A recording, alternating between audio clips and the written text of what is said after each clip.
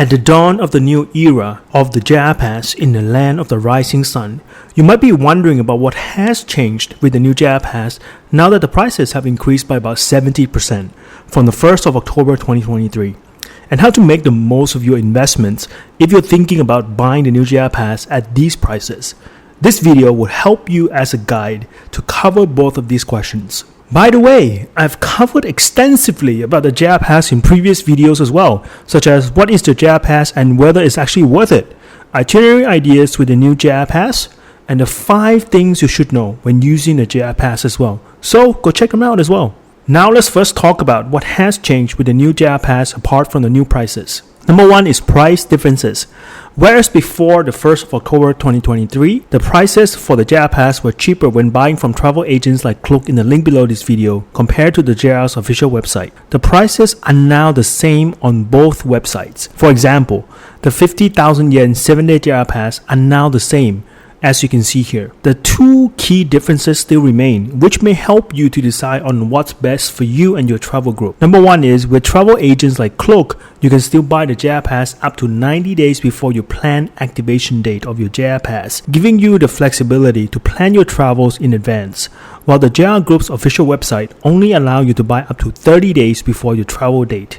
And yes, the advantage in buying directly from the JR Group's website is that you can reserve your seats when buying on the site right away. Now, number 2 is that eligible Japanese nationals can only buy through travel agents like Klook, just like last time, while tourists like you and me can buy from either options as well. The second change that has come with the new JR Pass is the buying options. The JR Pass purchases within Japan was only available until the 30th of September 2023.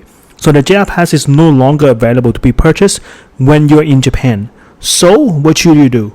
Please buy them before going to Japan. In fact, you can buy one right now from the link below this video as well. Number 3, and perhaps the most significant part of the change, apart from the new prices, is that you can now optionally ride the fastest Shinkansen. With the previous JR Pass, you could not ride the Nozomi and Mizuho, but now you can pay additional fees to ride either of these 2 trains options, as you can see here. Now you might ask, why would you pay additional fees for these, right? Well, generally speaking, you can expect to travel faster on the Nozomi and Mizuho. For example, a trip from Tokyo to Osaka on the Hikari Shinkansen may take about 3 hours or more, but the Nozomi will generally save you around 30 minutes on the same route because there are fewer stops along the way. So this optional add-on will depend on whether you're in a rush to go and see places, or you can kick back, relax, and have some time to enjoy your ride. Now that we've talked about the changes that comes with the new JR Pass, let's talk about how you can plan to maximize your JR Pass with the new prices as well. Now let's first talk about the 2 key transportation costs included within the JR Pass and some of my favorite tips to planning your travels with the JR Pass as well. The first key is the Shinkansen bullet trains for intercity travels. This is where you make the most bang for your buck when you're buying a JR Pass, especially if you're planning on doing a lot of intercity travels in Japan during the 3 main duration the JR Pass comes in, including 7 days, 14 days, and 21 days. Now you can actually see the Shinkansen train map right here, which covers the whole of Japan. You should also check out the nationwide JR route map here to see the routes that are covered by the JR Pass as well. I'll leave the links to these 2 maps in the descriptions below this video to help you plan as well.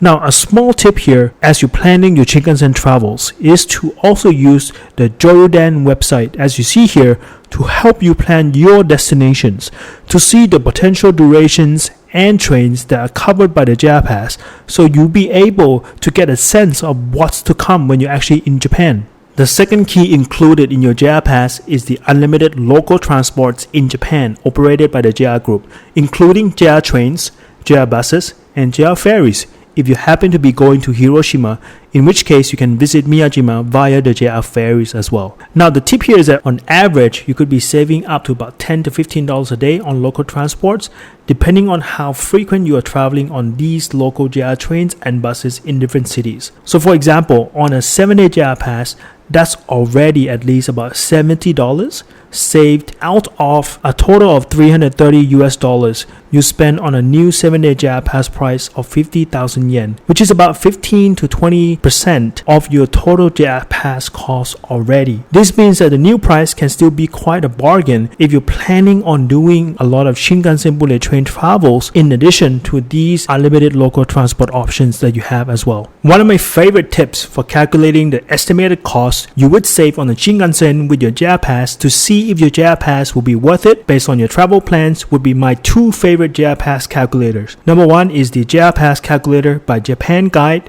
as you see here. Number two is the JR Fare calculator by JRPass.com, as you see here as well. Now, the second way that would help you to plan to maximize the JR Pass at the new prices is to think about your itinerary ideas.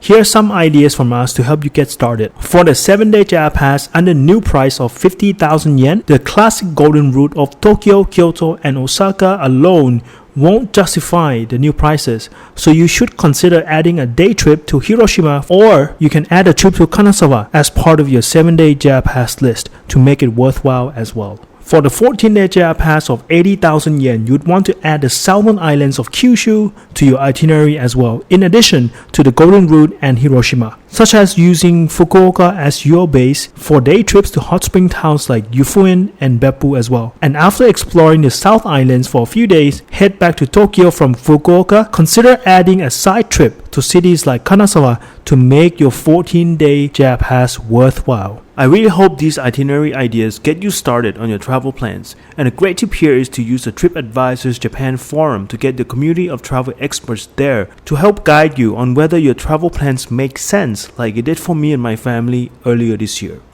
And the other tip here is when you're actually in Japan already, you can also use any of these 3 Japan travel apps to help you plan your travels on the go, including the Shinkansen bullet trains with your JR Pass as well. The last but certainly not the least way in which you can plan to maximize the new JR Pass is to take advantage of the tourist discounts and benefits across JR hotel groups and a variety of attractions including museums, temples, and gardens across Japan. For JR hotel groups discounts, you can check on the official website like the one you see here, which lists out all of the JR hotel groups all over Japan, and you can inquire directly with the hotel you'd want to book to see if the discounts will be applicable during your travel dates if you're holding a JR Pass during that time. Similarly, for discounts or benefits at attractions across Japan, you can also check out all of the available perks for attractions across Japan, as you can see here, and see whether the places you're visiting will give you that extra privilege of a discount or a benefit. And ladies and gentlemen, that wraps up the 3 main ways you can plan to maximize the new JR Pass. And here's a quick recap. Number 1 is to take advantage of the unlimited rides on the Shinkansen bullet trains for intercity travels and make full use of the local buses, trains, and ferries that are included in your JR Pass, which can add up quickly to around 15 to 20% of your JR Pass cost already.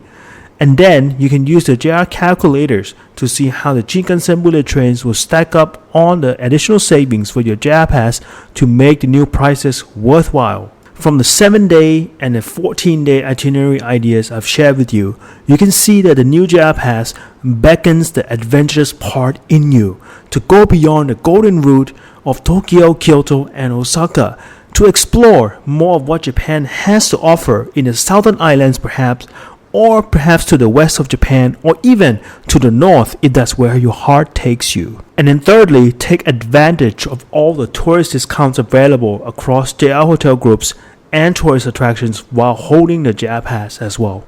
As you can see, with a little planning and adventurous spirit in you, you can still have an amazing and worthwhile trip to Japan, even with the new JR Pass prices. So I hope you go out there and explore this incredible country of Japan. And thank you for watching, and subscribe to our channel for more amazing lifestyle content for you.